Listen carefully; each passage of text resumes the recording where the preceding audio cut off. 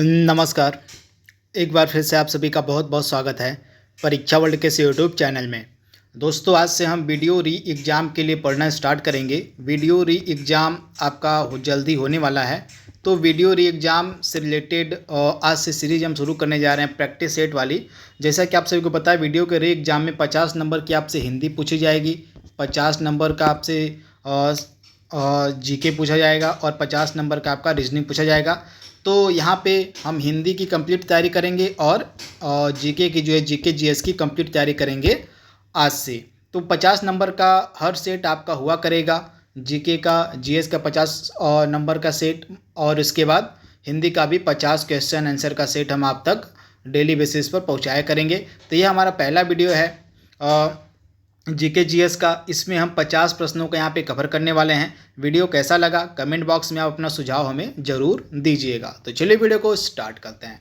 प्रश्न को पहले सॉल्व करने की आप कोशिश कीजिएगा और फिर उसके बाद मैं आपको आंसर बताते चलूँगा। तो पहला प्रश्न आपके स्क्रीन पर है, महात्मा बुद्ध ने अपना धर्म चक्र प्रवर्तन किस स्थान पर दिया था। काफ़ी कॉमन सा प्रश्न है, आई होप इसका आंसर सभी लोग देंगे। बहुत बार एग्जाम में यह प्रश्न पूछा गया है। महात्मा बुद्ध के द्वारा जो धर्म चक्र प्रवर्तन है यह किस स्थान पर दिया गया था। फटाक से इसका जवाब देने की आप कोशिश कीजिए, फिर मैं आपको इसका आंसर बताता हूँ फटाक से। तो राइट आंसर आपका क्या होने वाला भैया? राइट आंसर आपका क्या हो जाएगा? महात्मा बुद्ध ने अपना धर्म चक्र प्रवर्तन किस स्थान पर दिया था? तो वाराणसी के सारनाथ में। ये चीज़ आपको पता होनी चाहिए, काफ़ी बेसिक सा प्रश्न पहला था। तो वाराणसी के सारनाथ में जो है महात्मा बुद्ध ने अपना धर्म चक्र प्रवर्तन दिया था। तो ये चीज़ आप याद रखिएगा। धर्म चक्र प्रवर्तन से मतलब क्या है? प्रथम उपदेश। इनका जो प्रथम उपदेश था इन्होंने कहाँ पर दिया था? तो सारनाथ में इन्होंने अपना प्रथम उपदेश दिया था। तो ये चीज़ आपको पता होनी चाहिए। बढ़ते हैं अगले प्रश्न की तरफ। किसी संस्कृति के वैज्ञानिक विवरण के अध्ययन को क्या कहते हैं? किसी संस्कृति के वैज्ञानिक विवरण के अध्ययन को क्या कहा जाता है? तो राइट आंसर आपका क्या हो जाएगा? किसी संस्कृति के वैज्ञानिक विवरण के अध्ययन को एथनोलॉजी कहा जाता है। यानी कि ऑप्शन आपका ए वाला यहाँ पे बिल्कुल सही हो जाएगा। इथनोलॉजी के अंतर्गत क्या होता है? विभिन्न संस्कृतियों का जो है अध्ययन किया जाता है। तो आप इसे याद रखिएगा, इथनोलॉजी आपका राइट आंसर हो जाएगा। मुगल प्रशासन में मदद ए मास किसको इंगित करता था? मदद ए मास क्या होता था? आपसे पूछा जा रहा है कि जो मुगल काल था, जो मुगल प्रशासन था, उसमें मदद ए मास क्या हुआ करता था। काफ़ी महत्वपूर्ण प्रश्न है, डायरेक्टली आपसे एग्जाम में यह प्रश्न पूछा जा सकता है। तो मुगल प्रशासन में मदद ए मास क्या हुआ करता था? तो यह जो है विद्वानों को दी जाने वाली राजस्व मुक्त अनुदत्त भूमि होता था। तो आप इसे याद देखिएगा। ऑप्शन जो आपका यहाँ पे बी वाला है बिल्कुल सही हो जाएगा। मदद ए मास क्या होता था? तो जो है विद्वानों को दी जाने वाली राजस्व मुक्त अनुदत्त जो भूमि होती थी उसी को मदद ए मास कहा जाता था। तो ये चीज़ आप याद रखिएगा, इम्पॉर्टेंट है, आपसे पूछी जा सकती है, मतलब आपसे पूछा जा सकता है यह प्रश्न। तो ये चीज़ आप याद रखिएगा। वहीं मुगल काल की स्थापना, मुगल साम्राज्य की स्थापना किसके द्वारा की गई थी? तो आप याद रखिएगा, बाबर ने जो है मुगल साम्राज्य की स्थापना की थी। तो ये चीज़ भी आप याद रखिएगा, बाबर के द्वारा मुगल साम्राज्य की नींव रखी गई थी, स्थापना की गई थी। किसी अर्थव्यवस्था में यदि ब्याज की दर को घटाया जाता है तो वह उसमें क्या परिवर्तन होगा? आपके पास चार ऑप्शन है। किसी अर्थव्यवस्था में यदि ब्याज की दर को घटाया जाता है तो वह अर्थव्यवस्था में उपभोग व्यय घटाएगा, सरकार के कर संग्रह को बढ़ाएगा, अर्थव्यवस्था में निवेश व्यय को बढ़ाएगा, अर्थव्यवस्था में कुल बचत को बढ़ाएगा। इंपॉर्टेंट प्रश्न है। तो राइट आंसर क्या हो जाएगा? अर्थव्यवस्था में निवेश व्यय को बढ़ाएगा। यानी कि ऑप्शन आपका सी यहाँ पे बिल्कुल सही हो जाएगा। किसी अर्थव्यवस्था में यदि ब्याज की दर को घटा दिया जाता है तो वह अर्थव्यवस्था में निवेश के व्यय को बढ़ाएगा। तो ऑप्शन आपका सी यहाँ पे बिल्कुल सही हो जाएगा। मॉडर्न हिस्ट्री का काफ़ी अच्छा प्रश्न है, बहुत बार रिपीटेड प्रश्न ये है, कॉमन सा प्रश्न है। कांग्रेस पार्टी ने किस वर्ष पूर्ण स्वराज का प्रस्ताव पारित किया था? इंपॉर्टेंट प्रश्न है। पूर्ण स्वराज का प्रस्ताव किस वर्ष में पारित किया गया था? तो लाहौर का सेशन होता है कांग्रेस का, आपको पता होगा। कांग्रेस का जो लाहौर अधिवेशन होता है, कांग्रेस का जो लाहौर सेशन होता है 1929 में, इसी में पूर्ण स्वराज का प्रस्ताव पारित किया गया था और इस लाहौर अधिवेशन की जो अध्यक्षता है की गई थी पंडित जवाहरलाल नेहरू के द्वारा। 2011 में देश के निम्नलिखित राज्यों में से साक्षरता दर सबसे कम किसमें थी। 2011 के डेटा की यहाँ पे बात हो रही है, आपको बताना है कि सबसे कम साक्षरता दर किसमें थी। तो न्यूनतम साक्षरता दर सबसे कम थी आपकी बिहार में, यानी कि ऑप्शन आपका बी यहाँ पे बिल्कुल सही हो जाएगा। बिहार में जो है सबसे कम साक्षरता दर थी और सबसे ज़्यादा लिटरेसी रेट साक्षरता दर किस राज्य में थी, तो केरल की जो है साक्षरता दर सबसे ज़्यादा थी। तो ये चीज़ आप याद रखिएगा। अगला प्रश्न आपकी स्क्रीन पर है, कांग्रेस के नरम दल के नेताओं की आंदोलन की पद्धति किस प्रकार की हुआ करती थी। आपसे पूछा जा रहा है कांग्रेस में जो नरम दल के नेता हुआ करते थे, जो नम्र स्वभाव के नेता हुआ करते थे, उनके द्वारा जो आंदोलन की पद्धति अपनाई जाती थी वह किस प्रकार की अपनाई जाती थी। तो इनके द्वारा किस प्रकार की जो है आंदोलन की पद्धति अपनाई जाती थी, तो राजवाम बंद आंदोलन, यानी कि ऑप्शन आपका जो यहाँ पे बी है बिल्कुल यहाँ पे सही हो जाएगा। आप इसे याद रखिएगा। अब इसका मतलब क्या होता है आइए जान लेते हैं। तो कांग्रेस के जो नरम दल के नेता हुआ करते थे, ये जो है आंदोलन के रूप में किसका प्रयोग करते थे, ये नेता जो होते थे प्रार्थना पत्र का प्रयोग करते थे, स्मरण पत्र का प्रयोग किया करते थे, प्रतिवेदन और शिष्टमंडल के द्वारा अंग्रेजी सरकार तक अपनी मांग को पहुंचाया करते थे। तो ये चीज़ आप याद रखिएगा, यानी कि एकदम विनम्र स्वभाव से अपनी मांग को अंग्रेजों के सामने रखते थे। जैसे प्रार्थना पत्र दे दिया, स्मरण पत्र दे दिया, प्रतिवेदन दे दिया, या अपने शिष्टमंडल को अंग्रेजों के पास भेज दिया। इन सभी प्रकारों से ये जो है अंग्रेजों तक अपनी मांग को पहुंचाते थे। तो ये चीज़ आप याद रखिएगा। इंपॉर्टेंट यहाँ पे नरम दल के नेताओं की बात हो रही है। तो कौन कौन से इंपॉर्टेंट नरम दल के नेता थे, तो आपको पता होना चाहिए। आप कमेंट बॉक्स में बताइएगा कि नरम दल के इंपॉर्टेंट नेता कौन कौन हुआ करते थे। ये आप जवाब कमेंट बॉक्स में हमें दीजिएगा। उत्तर प्रदेश के निम्नलिखित जनपदों में से कौन क्षेत्रफल की दृष्टि से सबसे छोटा है। क्षेत्रफल की दृष्टि से सबसे छोटा जनपद उत्तर प्रदेश का कौन सा है। तो दिए गए ऑप्शन में से जो वाराणसी है यह क्षेत्रफल की दृष्टि से सबसे छोटा है, यानी कि ऑप्शन आपका ए यहाँ पे बिल्कुल सही है। प्रधानमंत्री नरेंद्र मोदी का यह संसदीय क्षेत्र है, तो इसके बारे में आप याद रखिएगा।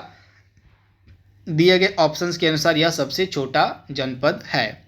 अगला प्रश्न आपके सामने है, मुजफ्फरपुर में किंग्सफोर्ड की हत्या का प्रयास कब किया गया था। मुजफ्फरपुर में किंग्सफोर्ड की हत्या का प्रयास कब किया गया था। काफ़ी महत्वपूर्ण प्रश्न है। क्रांतिकारी आंदोलन का यह प्रथम चरण है जब इसके ऊपर इसकी हत्या का प्रयास किया जाता है। किसके द्वारा, तो खुदीराम बोस और प्रफुल्ल चाकी के द्वारा 1908 में। आप याद देखिएगा, अप्रैल 1908 में खुदीराम बोस एवं प्रफुल्ल चाकी ने मुजफ्फरपुर के बदनाम जज किंग्सफोर्ड की हत्या का असफल प्रयास किया। तो 1908 में यह असफल प्रयास किया गया था। इसी कांड के बाद खुदीराम बोस को फांसी की सज़ा दे दी गई और जो प्रफुल्ल चाकी थे इन्होंने खुद को गोली मार ली थी। तो ये चीज़ भी आप याद रखिएगा। मुंडा जनजाति जो है अधिकांशतः कहाँ बसती है। आपसे पूछा जा रहा है मुंडा जनजाति का निवास कहाँ पर है अधिकांशतः। तो मुंडा जनजातियाँ अधिकांशतः जो है झारखंड के पहाड़ी क्षेत्रों में बसी हुई है। तो आप इसे याद रखिएगा, झारखंड के पहाड़ी क्षेत्रों में, यानी कि ऑप्शन आपका डी यहाँ पे बिल्कुल सही हो जाएगा। आप इसे याद रखिएगा। समुद्री जल की लवणता घटती है जब, मतलब समुद्र जल की जो लवणता है, जो सैलिनिटी है, यह कब घटती है। इंपॉर्टेंट प्रश्न है। तो राइट आंसर आपका क्या हो जाएगा, समुद्री जल की लवणता कब घटेगी, जब उसमें एडिशनल पानी कहीं से आएगा, फ्रेश वाटर कहीं से आएगा। तो अधिक वर्षा जब होती है उस परिस्थिति में समुद्री जल की जो लवणता है वह घटती है। तो ऑप्शन आपका डी यहाँ पे बिल्कुल सही हो जाएगा। इंपॉर्टेंट प्रश्न है। इसके बाद अगला प्रश्न आपके स्क्रीन पर दिया गया है, 1942 के आंदोलन में डॉक्टर राजेंद्र प्रसाद को किस जेल में कैद रखा गया था। 1942 के आंदोलन से मतलब यहाँ पे क्या है, भारत छोड़ो आंदोलन की यहाँ पे बात हो रही है। अब आपको स्पष्ट हो गया होगा। तो अब आप बताइए कि 1942 यानी कि भारत छोड़ो आंदोलन के दौरान राजेंद्र प्रसाद को गिरफ्तार करके कहाँ रखा गया था। काफ़ी ज़्यादा महत्वपूर्ण प्रश्न आपके मॉडर्न हिस्ट्री का है। तो मैं आपको पूरी टाइमलाइन बता देता हूँ। तो जिस दिन ऑफिशियल रूप से 9 अगस्त को जो है जब यह आपका भारत छोड़ो आंदोलन स्टार्ट हो जाता है, तो 9 अगस्त की सुबह ऑपरेशन 0 आवर जीरो आवर के तहत जो है जितने भी इम्पोर्टेंट लीडर थे इंडिया के, फ्रीडम फाइटर थे, उनको जो है ब्रिटिश गवर्नमेंट ने गिरफ्तार कर लिया। तो आप याद देखिएगा 9 अगस्त की सुबह ऑपरेशन जीरो आवर के तहत समस्त इम्पॉर्टेंट फ्रीडम फाइटर्स को गिरफ्तार करके विभिन्न अलग अलग जगहों में कैद कर दिया था, जिनमें से गांधी जी को जो है, महात्मा गांधी को कहाँ पर कैद किया था, पकड़कर, तो महात्मा गांधी को ऑपरेशन जीरो आवर के तहत गिरफ्तार करके आगा खां पैलेस में रखा जाता है। कहाँ पर? तो आगा खां पैलेस, जो कि आपको पुणे मिलेगा, आगा खां पैलेस में रखा जाता है। फिर इसके बाद जवाहरलाल नेहरू, गोविंद बल्लभ पंत, जेबी कृपलानी, पट्टाभी सीतारामैया को गिरफ्तार करके अहमदनगर जेल में रखा जाता है। वहीं राजेंद्र प्रसाद को पटना की जेल में, कहाँ पर? तो राजेंद्र प्रसाद को पटना की जेल में, तो ये चीज़ आप याद रखिएगा, राजेंद्र प्रसाद को पटना की जेल में रखा जाता है। और इसके बाद जो जयप्रकाश नारायण थे, इनको गिरफ्तार करके हजारीबाग की सेंट्रल जेल में रखा जाता है। तो ये चीज़ आप याद रखिएगा। तो यहाँ पे पटना तो ऑप्शन में आपका है नहीं, तो पटना की जेल का क्या नाम था? तो पटना की जेल का नाम था बांकीपुर जेल। तो ऑप्शन आपका ए यहाँ पे बिल्कुल सही हो जाएगा। पूरी टाइमलाइन मैंने आपको बता दी है, आप याद कर लीजिएगा। पटना के बांकीपुर जेल में डॉक्टर राजेंद्र प्रसाद को गिरफ्तार करके रखा गया था भारत छोड़ो आंदोलन के दौरान। अगला प्रश्न आपकी स्क्रीन पर है, ओजोन परत क्या बताती है? ओजोन परत की स्थिति आपसे यहाँ पे पूछी गई है कि कहाँ पर मिलेगी। तो सामान्यतः ओजोन परत आपको मिलेगी समताप मंडल में। तो ये चीज़ आप याद देखिएगा, ओजोन परत की अवस्थिति आपको मिलेगी समताप मंडल में 15 से लेके 35 किलोमीटर तक। तो आप इसे याद देखिएगा। तो राइट आंसर आपका क्या हो जाएगा? 15 से 35 के बीच में आपका क्या आ जाएगा? तो ऑप्शन डी वाला आ जाएगा। तो ऑप्शन आपका डी यहाँ पे बिल्कुल सही हो जाएगा। तो ये चीज़ आप याद रखिएगा। ओजोन परत हमारी किस प्रकार से रक्षा करती है? तो जो अल्ट्रा वायलेट रेज होती हैं, जो पराबैंगनी किरणें होती हैं, उनसे जो है ओजोन परत हमारी रक्षा करती है। तो आप इसे याद रखिएगा। विश्व ओजोन दिवस आपका कब मनाया था? 16 सितंबर का जो दिन होता है भारत में ओजोन डे के रूप में मनाया जाता है, सेलिब्रेट किया जाता है। अगला प्रश्न आपके सामने है, हुमायूं के द्वारा 4 फेमस युद्ध लड़े गए थे। तो इनमें से आपको बताना है कि कौन सही क्रम में है। हुमायूं के द्वारा जो युद्ध लड़े गए थे 4 फेमस, इसमें से कौन सही क्रम में है, इसको आपको बताना है। फटाक से इसका जवाब दीजिएगा। ये चारों युद्ध जो हैं बहुत बार एग्जाम में पूछे गए हैं। तो मैं आपको बता देता हूँ हुमायूं के द्वारा कौन कौन से फेमस युद्ध लड़े गए हैं क्रम के अनुसार। तो हुमायूं के द्वारा पहला युद्ध आपका क्या हो जाएगा? तो हुमायूं के द्वारा जो है पहला युद्ध लड़ा गया देवरा का युद्ध। देवरा का युद्ध आपका 1532 में हुमायूं लड़ता है। इसके बाद 1539 में चौसा का युद्ध होता है। फिर चौसा के युद्ध के बाद कन्नौज का युद्ध कब होता है? तो कन्नौज को हम बिलग्राम के युद्ध के नाम से भी जानते हैं। तो कन्नौज या बिलग्राम का जो युद्ध था यह 1540 में होता है, शेर शाह और हुमायूं के बीच होता है, आपको पता होगा। फिर इसके बाद सरहिंद का युद्ध होता है। तो ये चीज़ भी आप याद देखिएगा, सरहिंद का युद्ध आपका 1555 ईस्वी में होता है। तो ये चीज़ आप याद देखिएगा। तो सही क्रम आपका क्या हो जाएगा? देवरा पहले होता है 1532 में, फिर चौसा का युद्ध होता है 1539 में, फिर कन्नौज या बिलग्राम का युद्ध कब होता है? तो कन्नौज या बिलग्राम का युद्ध 1540 में होता है, और उसके बाद सरहिंद का जो युद्ध है यह 1555 में होता है। तो ये चीज़ आप याद रखिएगा। बढ़ते हैं अगले प्रश्न की तरफ। भारत में सर्वाधिक अनुसूचित जाति जनसंख्या वाला प्रदेश कौन सा है? भारत में सर्वाधिक अनुसूचित जाति जनसंख्या वाला प्रदेश कौन सा है? तो यहाँ पे 2011 के डेटा की बात हो रही है आपसे। तो 2011 के डेटा के अनुसार भारत में सर्वाधिक जो अनुसूचित जाति वाला राज्य है आपका क्या हो जाएगा? उत्तर प्रदेश हो जाएगा। यानी कि ऑप्शन आपका डी यहाँ पे बिल्कुल सही है। अनुसूचित जाति आपको सर्वाधिक मिलेगी उत्तर प्रदेश में 2011 के डेटा के अनुसार, 2011 के जनगणना के अनुसार। तो ऑप्शन आपका डी यहाँ पे बिल्कुल सही हो जाएगा। अगला प्रश्न आपकी स्क्रीन पर है, भारत की 1/4 से अधिक नगरीय जनसंख्या जिन 2 राज्यों में निवास करती है वे कौन से हैं? भारत की 1/4 से अधिक जो नगरीय जनसंख्या किन 2 राज्यों में निवास करती है? तो आप याद रखिएगा, ये 2 राज्य आपके हैं महाराष्ट्र और उत्तर प्रदेश। यानी कि ऑप्शन आपका डी यहाँ पे बिल्कुल सही हो जाएगा।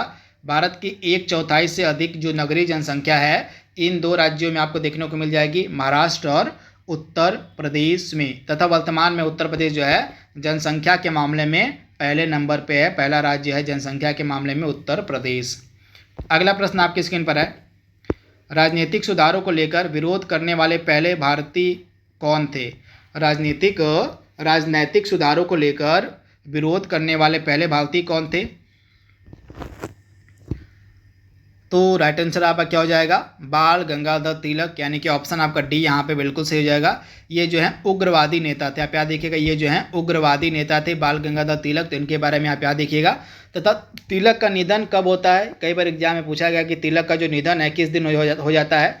तो जिस दिन आपका असहयोग आंदोलन स्टार्ट होता है, 1 अगस्त 1920 को आपका असहयोग आंदोलन स्टार्ट होता है, और इसी असहयोग आंदोलन के स्टार्टिंग के दिन ही तिलक का निधन भी हो जाता है। तो इसके बारे में आप याद देखिएगा कि किस दिन तिलक का निधन हुआ था, कई बार एग्जाम में पूछा गया है प्रश्न इनके बारे में। इसके बाद तिलक के द्वारा कुछ इम्पॉर्टेंट उत्सव की भी शुरुआत की गई थी, जैसे इन्होंने 1893 में गणपति उत्सव की शुरुआत की थी, ये भी आप याद देखिएगा। 1893 में गणपति उत्सव की शुरुआत की गई थी बाल गंगाधर तिलक के द्वारा। इसके अलावा 1895 ईस्वी में जो है 1895 ईस्वी में इन्होंने शिवाजी उत्सव की भी शुरुआत की थी। किसके द्वारा ये दोनों उत्सव स्टार्ट किए गए थे, तो तिलक के द्वारा। तो ये चीज़ आप याद देखिएगा, इंपॉर्टेंट है। 1893 में गणपति उत्सव और 1895 में शिवाजी उत्सव की शुरुआत की गई थी, किसके द्वारा, तो बाल गंगाधर तिलक के द्वारा।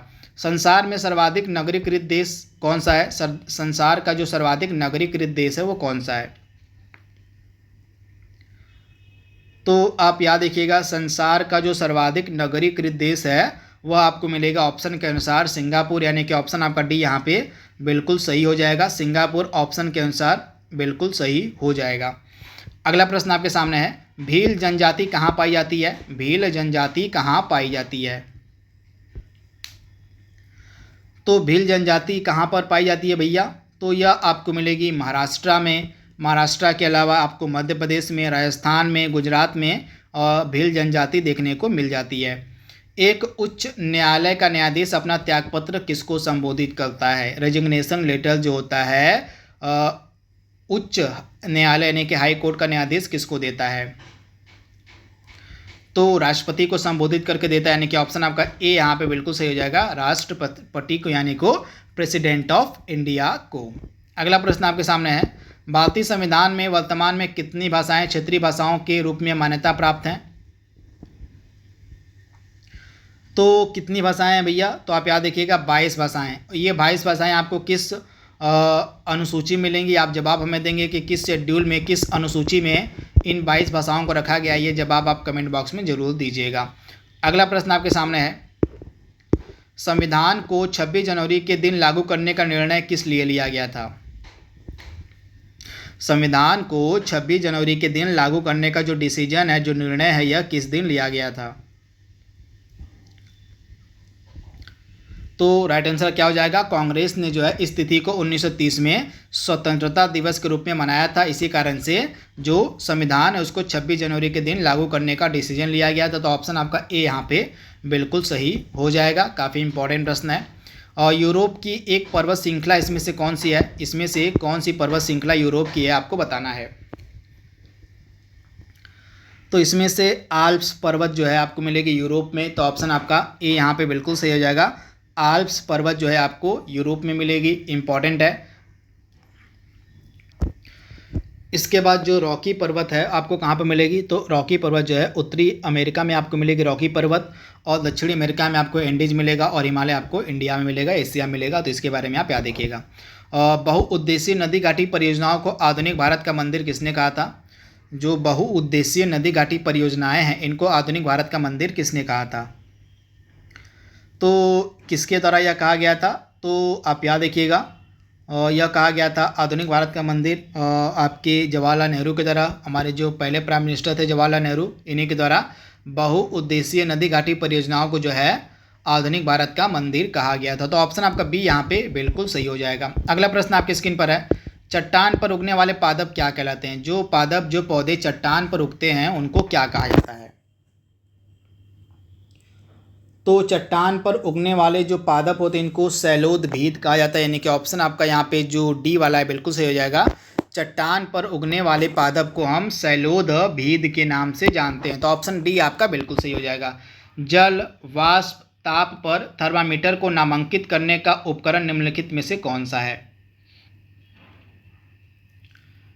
तो राइट आंसर आपका क्या हो जाएगा, जल, वाष्प, ताप पर थर्मामीटर को नामांकित करने वाला उपकरण इनमें से कौन सा है।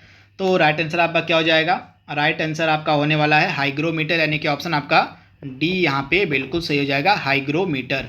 अगला प्रश्न आपकी स्क्रीन पर है, विरंजक चूर्ण के लिए कौन सा कथन असत्य है? विरंजक चूर्ण के लिए इसमें से कौन सा कथन असत्य है? तो इसका राइट आंसर क्या हो जाएगा? ऑप्शन ए, विरंजक चूर्ण के लिए इसमें से कौन सा कथन असत्य है? तो जल में अधिक विलेय होता है, यह कथन जो है आपका असत्य है, बाकी आपका सही दिया गया है। तो आप इसे याद रखिएगा, इंपॉर्टेंट है। विरंजक चूर्ण जो हल्के पीले रंग का चूर्ण होता है, यह ऑक्सीकारक होता है, तनु अम्ल की प्रतिक्रिया से क्लोरीन निष्कासित करते हैं। तीनों सही है, लेकिन ऑप्शन ए वाला आपका गलत दिया गया है, तो ये चीज़ आप याद रखिएगा। अगला प्रश्न आपके सामने है, किसी खनिज से रेडियम प्राप्त किया था, किस खनिज से जो है रेडियम प्राप्त किया जाता है? तो ऑप्शन बी आपका बिल्कुल सही हो जाएगा, पिच ब्लेंड से जो है रेडियम आपका प्राप्त किया जाता है। तो ऑप्शन आपका बी यहाँ पे बिल्कुल सही हो जाएगा, पिच ब्लेंड से। तो ये चीज़ आप याद रखिएगा। अब बत्ती वाले स्टोव में केरोसिन का बत्ती के ऊपर चढ़ने का कारण क्या होता है? काफ़ी महत्वपूर्ण प्रश्न है। बत्ती वाले स्टोव में केरोसिन का बत्ती में ऊपर चढ़ने का कारण क्या होता है? काफ़ी सिंपल सा प्रश्न है, आई होप आंसर सभी लोग देंगे इसका।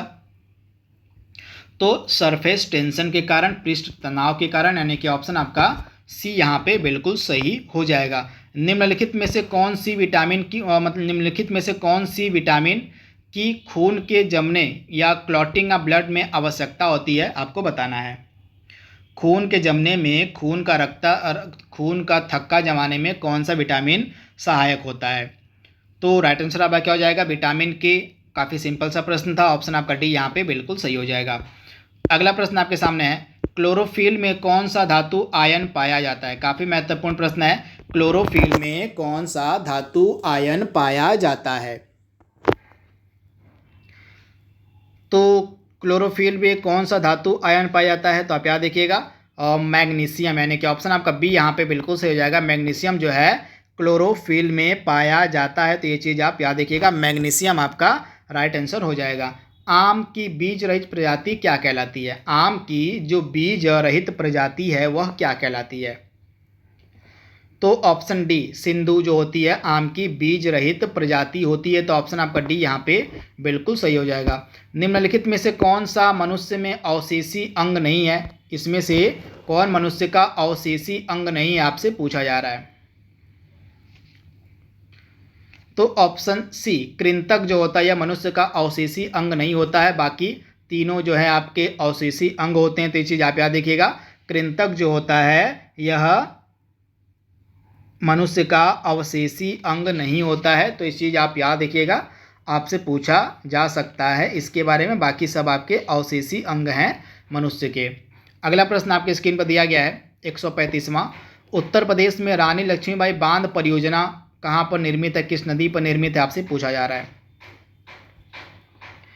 तो बेतवा रिवर पर, ऑप्शन आपका बी यहाँ पे बिल्कुल सही हो जाएगा। उत्तर प्रदेश में बेतवा नदी पर आपको मिलेगा रानी लक्ष्मीबाई बांध परियोजना, यानी कि ऑप्शन बी आपका बिल्कुल सही हो जाएगा। पीत क्रांति किससे संबंधित है, किसके उत्पादन से संबंधित है पीत क्रांति? फटाक से इसका जवाब दीजिए आप। पीत क्रांति किसके उत्पादन से संबंधित है? तो तिलहन के उत्पादन से। ऑप्शन आपका सी यहाँ पे बिल्कुल सही हो जाएगा, तिलहन उत्पादन से संबंधित है आपकी पीत क्रांति। तो ऑप्शन सी आप याद कर लीजिएगा, इंपॉर्टेंट है। निम्नलिखित में से कौन सा एक बाल्टिक राष्ट्र नहीं है, बाल्टिक नेशन नहीं है, आपको बताना है इसमें से राइट आंसर की कौन सा बाल्टिक नेशन नहीं है। तो लात्विया, लिथुआनिया और एस्टोनिया, ये तीन जो आपके होते हैं बाल्टिक नेशन होते हैं। तो इसमें से स्लोवाकिया जो है आपका बाल्टिक नेशन नहीं होगा। तो ऑप्शन आपका बी यहाँ पे बिल्कुल सही हो जाएगा, स्लोवाकिया जो है बाल्टिक नेशन नहीं है। बाकी ये तीनों जो है आपके लात्विया, लिथुआनिया और एस्टोनिया को मिला के हम बाल्टिक नेशन कहते हैं। किस प्रकार के कंप्यूटरों का सर्वाधिक प्रयोग किया जाता है, आपसे पूछा जाए कि किस प्रकार के कंप्यूटर जो हैं उसका सर्वाधिक प्रयोग किया जाता है। तो माइक्रो कंप्यूटर जो है इनका उपयोग जो है सर्वाधिक मात्रा में होता है, यानी कि ऑप्शन आपका डी यहाँ पे बिल्कुल सही हो जाएगा, माइक्रो कंप्यूटर। निम्नलिखित में से कौन शक्ति तथा खाद दोनों दे सकता है? इसमें से कौन शक्ति तथा खाद दोनों दे सकता है? तो राइट आंसर क्या हो जाएगा? बायोगैस, यानी कि ऑप्शन आपका सी यहाँ पे बिल्कुल सही है। बायोगैस से आप शक्ति भी प्राप्त कर सकते हैं, पावर भी प्राप्त कर सकते हैं, और जो है आप खाद भी प्राप्त कर सकते हैं। तो ये चीज़ आप पता कर लीजिएगा, याद कर लीजिएगा, काफ़ी इंपॉर्टेंट प्रश्न है। अगला प्रश्न आपके सामने दिया गया है, और किसी निश्चित क्षेत्र में प्राणियों की संख्या की सीमा जिसे पर्यावरण समर्थन कर सकता है क्या कहलाता है? किसी निश्चित क्षेत्र में प्राणियों की संख्या की सीमा जिसे पर्यावरण समर्थन कर सकता है क्या कहलाता है? तो उसको हम बोलते हैं वहन क्षमता, यानी कि ऑप्शन आपका सी, यहाँ ऑप्शन जो आपका बी है यहाँ पे बिल्कुल सही हो जाएगा। किसी निश्चित क्षेत्र में प्राणियों की वह संख्या जिसे पर्यावरण समर्थन करता है उसको हम वहन क्षमता कहते हैं, यानी कि ऑप्शन आपका बी यहाँ पे बिल्कुल सही हो जाएगा। निम्नलिखित में से कौन सी गैस ग्लोबल वार्मिंग के लिए सबसे ज़्यादा जिम्मेदार है? ग्लोबल वार्मिंग के लिए ज़्यादा जिम्मेदार गैस कौन सी है? तो इसमें से ग्लोबल वार्मिंग के लिए सबसे ज़्यादा जिम्मेदार गैस मानी जाती है आपकी कार्बन डाइऑक्साइड, CO2। तो इसके बारे में आप याद रखिएगा, इंपॉर्टेंट है। यहाँ पे सबसे ज़्यादा पूछा गया, ध्यान दीजिएगा शब्दों पे, सबसे ज़्यादा पूछा गया। तो कार्बन डाइऑक्साइड जो है सबसे ज़्यादा जिम्मेदार मानी जाती है ग्लोबल वार्मिंग के लिए, हरित गृह प्रभाव के लिए। तो ये चीज़ आप याद रखिएगा, इंपॉर्टेंट है। और इसके अलावा आपकी आपकी जो मीथेन है वह भी आपकी मीथेन भी आपकी ग्रीन हाउस गैस है। तो ये चीज़ आपको पता होनी चाहिए। निचली गंगा नहर का उद्गम कहाँ से होता है? निचली गंगा नहर का उद्गम कहाँ से होता है? तो निचली गंगा नहर का उद्गम कहाँ से होता है? तो आप याद रखिएगा, नरोरा से। ऑप्शन आपका डी यहाँ पे बिल्कुल सही हो जाएगा। बुलंदशहर में मिलेगा आपको नरोरा, यहीं से निचली गंगा नहर का उद्गम होता है। तो ये चीज़ आप याद रखिएगा।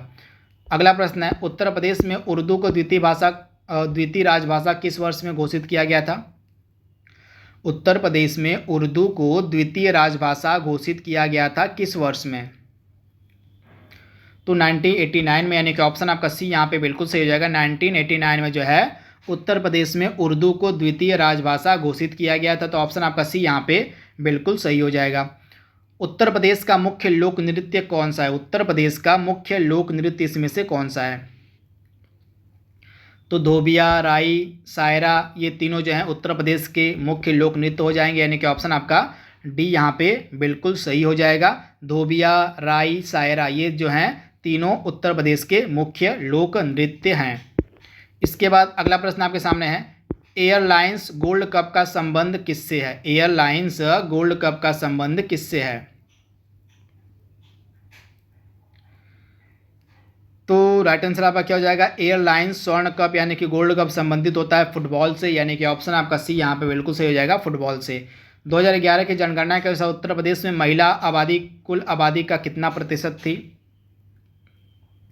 तो 48%। आप याद देखिएगा, कुल आबादी में भारत में 48% महिलाएं थी। तो ये चीज़ आप याद देखिएगा, 48%। मासमई गुफा में जियोरिसिया मास्मइसिन्स नामक एक सूक्ष्म घोंघे की प्रजाति खोजी गई है। तो यह गुफा आपको किस राज्य में मिलेगी, आपसे पूछा जा रहा है। जो मासमई गुफा है यह किस राज्य में आपको मिलेगी? तो मेघालय में मिलेगी, यानी कि ऑप्शन आपका ए यहाँ पे बिल्कुल सही होगा, मेघालय में मिलेगी। तथा यहीं पे एक सूक्ष्म घोंघे की प्रजाति खोजी गई है। हाल ही में किस तिथि को विश्व आयोडीन अल्पता दिवस मनाया गया? इंपॉर्टेंट प्रश्न है। आयोडीन अल्पता दिवस किस तिथि को मनाया गया? तो 21 अक्टूबर को, यानी कि ऑप्शन आपका सी यहाँ पे बिल्कुल सही हो जाएगा, 21 अक्टूबर को। आज के सेशन का लास्ट प्रश्न आपके सामने है, मुख्यमंत्री राशन आपके द्वार योजना किस राज्य सरकार की योजना है? तो यह काफ़ी पुरानी योजना है, तो पुरानी स्कीम्स भी आपसे पूछी जा सकती हैं। तो ये चीज़ आपको पता होनी चाहिए। तो मध्य प्रदेश के द्वारा इसको शुरू किया गया था, नहीं कि ऑप्शन आपका सी यहाँ पे बिल्कुल सही हो जाएगा। तो यह पहला सेट था वीडियो री एग्ज़ाम के लिए। आई होप ये वीडियो आपको पसंद आएगा। वीडियो कैसा लगा कमेंट बॉक्स में अपना सुझाव हमें ज़रूर दीजिएगा। तब तक के लिए thank you, thanks for watching, thank you.